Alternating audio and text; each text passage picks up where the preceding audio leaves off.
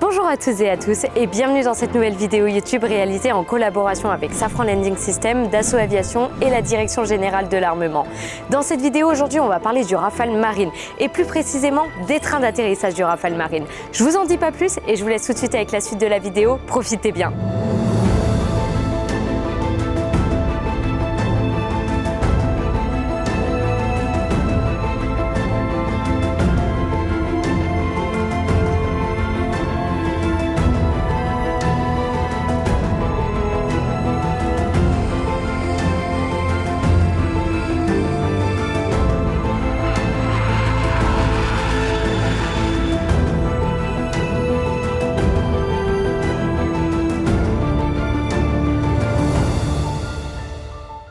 Bonjour Clément. Bonjour Elodie. Est-ce que tu peux te présenter s'il te plaît? Oui, alors je suis ingénieur en chef Clément, je travaille à la Direction Générale de l'Armement et je suis en charge des projets de développement pour le programme Rafale. Est-ce que tu peux nous parler du nouveau standard, le standard F4 du Rafale? Quelles sont les nouvelles ambitions derrière? Le programme Rafale est conduit par la Direction Générale de l'Armement au profit de la Marine nationale et de l'Armée de l'air et de l'espace. Depuis les débuts du Rafale, qui est arrivé en service au début des années 2000, le programme a fait évoluer l'avion en différentes versions qu'on appelle des standards. Le standard qui est contemporain aujourd'hui, donc c'est le standard F4, qui est celui de l'avion qu'on voit derrière nous. C'est un standard qui permet de mettre à jour l'avion à hauteur pour faire face aux nouvelles menaces que peuvent rencontrer nos militaires pendant leur mission. Et on trouve en particulier dans ce standard donc des évolutions assez radicales sur l'ensemble de ses capteurs, optroniques, électromagnétiques, l'intégration de nouveaux équipements qui créent quelques ruptures, un nouveau viseur de casque, des nouveaux armements air-sol, des rénovations des missiles RR. Et c'est également le standard qui fait arriver l'avion dans ce qu'on appelle l'ère du combat aérien collaboratif, puisqu'on développe de nouvelles liaisons de données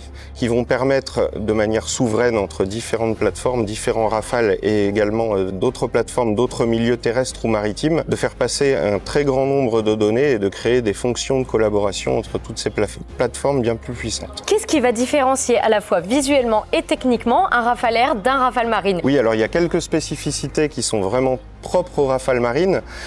Déjà, il faut quand même se rendre compte qu'il y en a assez peu, puisque la plupart des développements de l'avion, que ce soit visuellement sa cellule ou son système d'armes, sont communs entre les deux versions Air et Marine du Rafale. On a néanmoins quelques spécificités qui sont liées à la particularité des missions embarquées du Rafale Marine. Sur la cellule, on a la partie atterrisseur dont on parlera en détail après, qui est radicalement différente. Également des fonctions qui permettent de vidanger du carburant pour permettre au Rafale Marine de se mettre à la bonne masse pour l'appontage. Ensuite, on a des différences assez fortes sur les configurations d'emport qui peuvent être emportées par un Rafale Marine, un Rafale Air. Forcément, il y a plus de contraintes, notamment de masse, pour pouvoir emporter des armements, du carburant sur un porte-avions.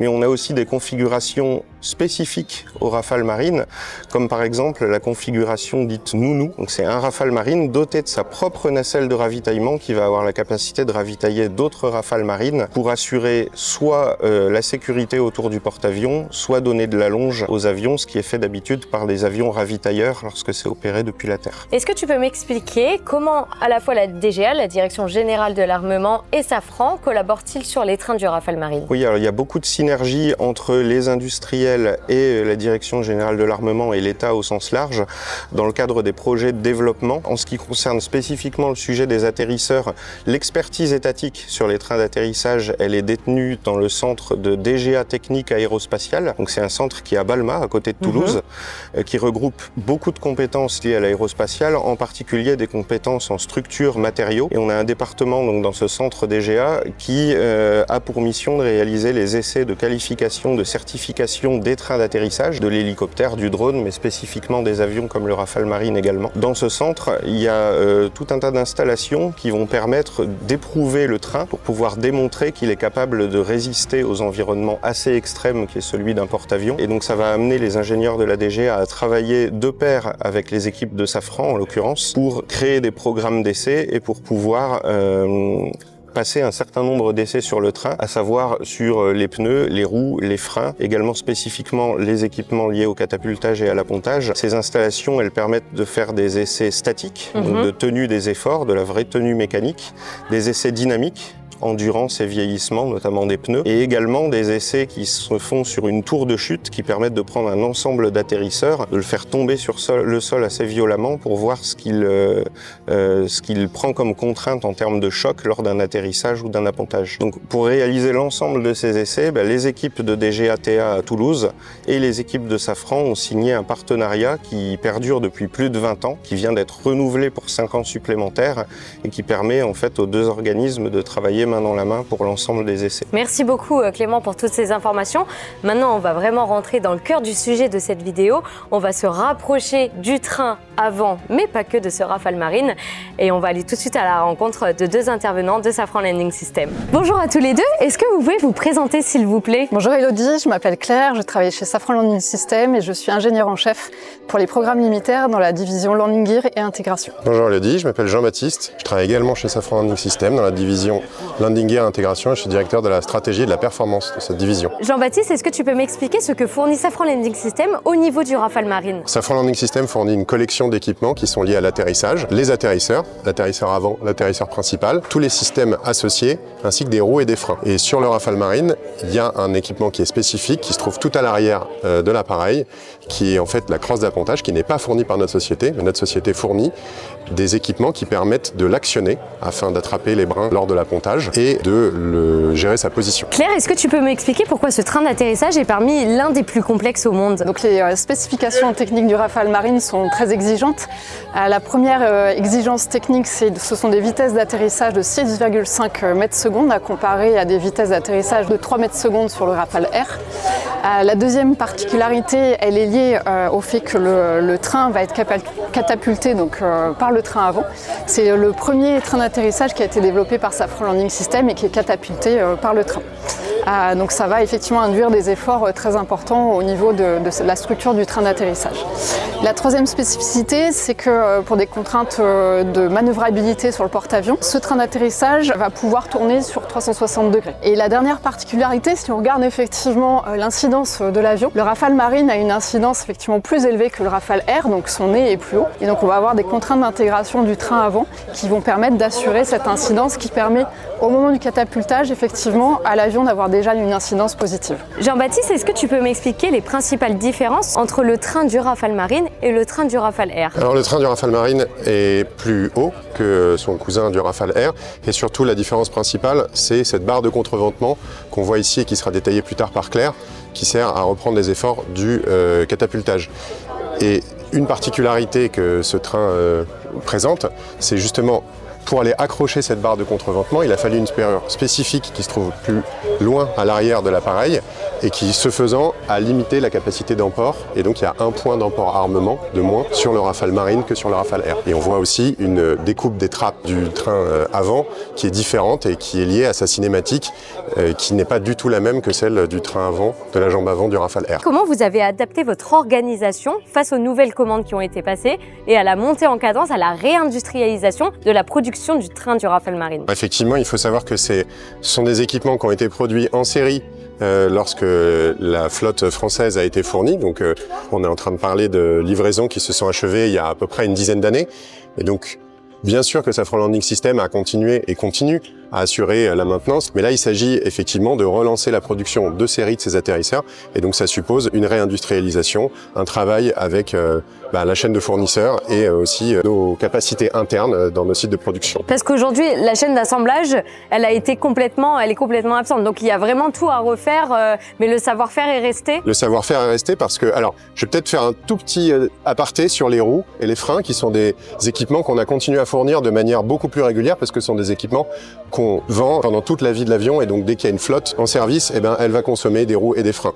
C'est un peu différent pour les atterrisseurs, typiquement, où on va consommer des pièces de rechange, on va consommer de la réparation, et donc le savoir-faire évidemment est resté, mais pour autant, quand il s'agit de relancer une production de série, il y a toute une organisation à remettre en place afin d'être capable de servir cette nouvelle demande.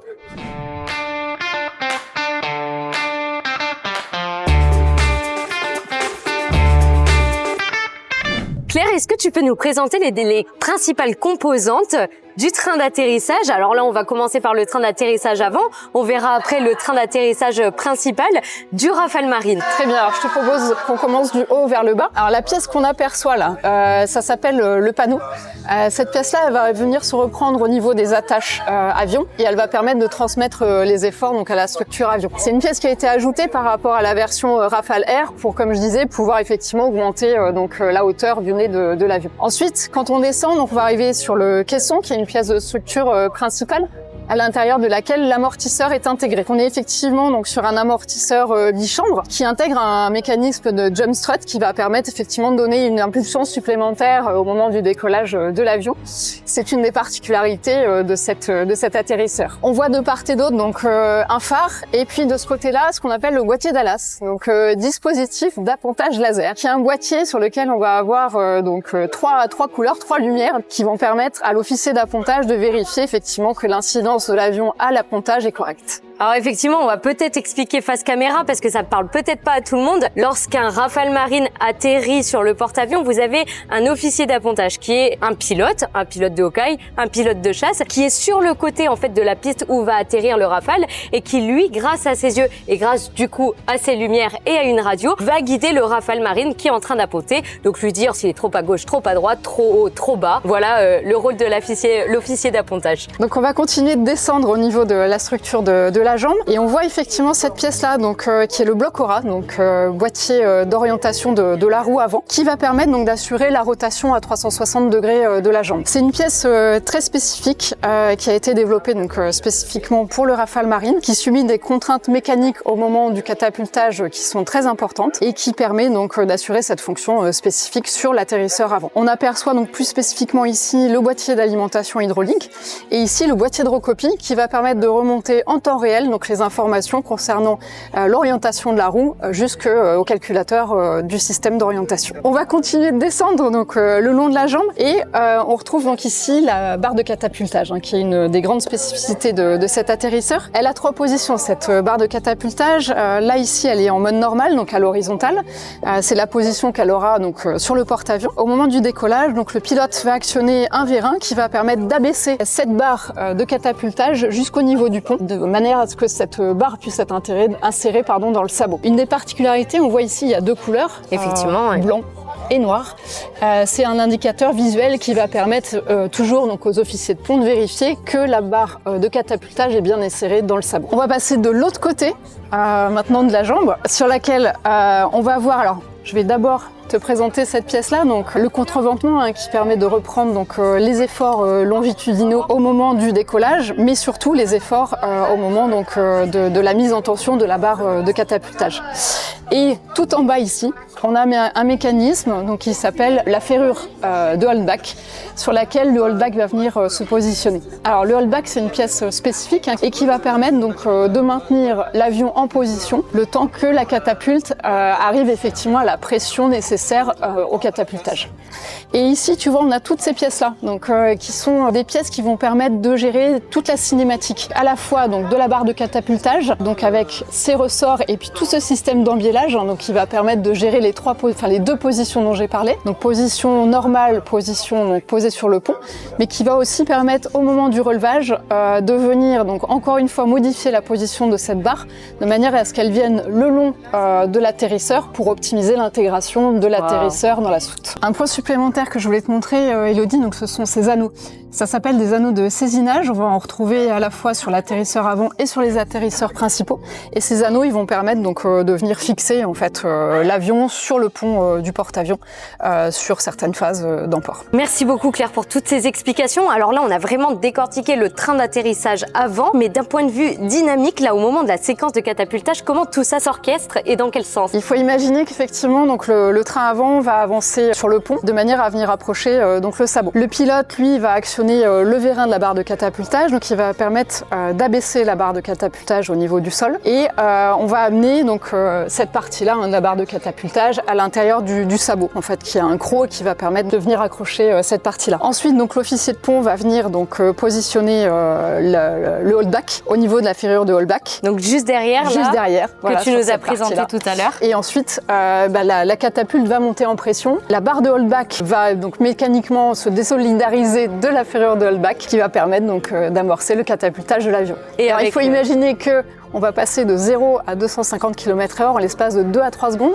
donc ce qui représente une accélération d'environ 5G. C'est impressionnant. Et du coup, tout ça favorisé également par cette extension. Avec effectivement une extension finale au moment où le train d'atterrissage va quitter le pont d'envol. Tu nous as parlé tout à l'heure de cette technologie du train avant de pouvoir tourner quasiment sur 360 degrés. Déjà, pourquoi c'est important? Oui. Comment c'est rendu possible? Alors, on a compris que ça se passait à ce niveau-là. C'est pas quasiment sur 360 degrés, il peut tourner indéfiniment sur lui-même. Pourquoi? Parce que sur le porte-avions, l'espace est limité. On a un peu plus de 20 Rafale Marine qui peuvent effectivement être emportés.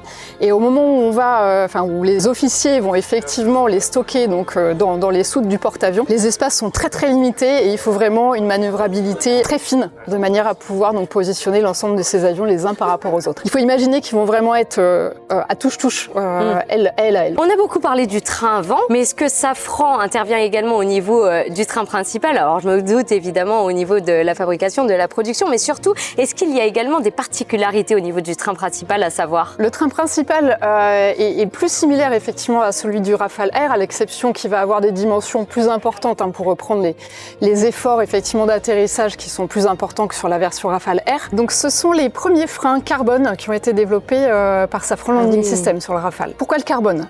Pour des contraintes de gain de masse, des contraintes de stabilité de performance, et également le carbone va permettre d'avoir une durée de vie avant dépose 5 fois supérieure à celle de la durée de vie de frein acier.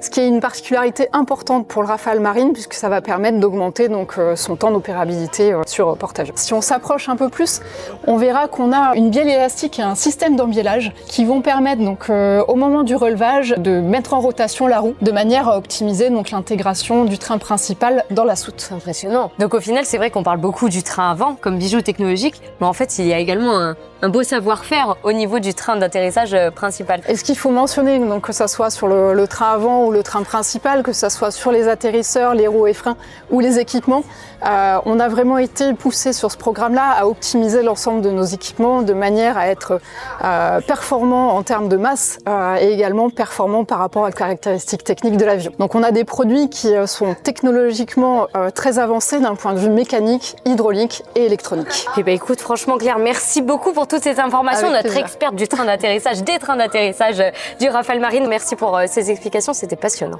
Avec plaisir, merci Elodie.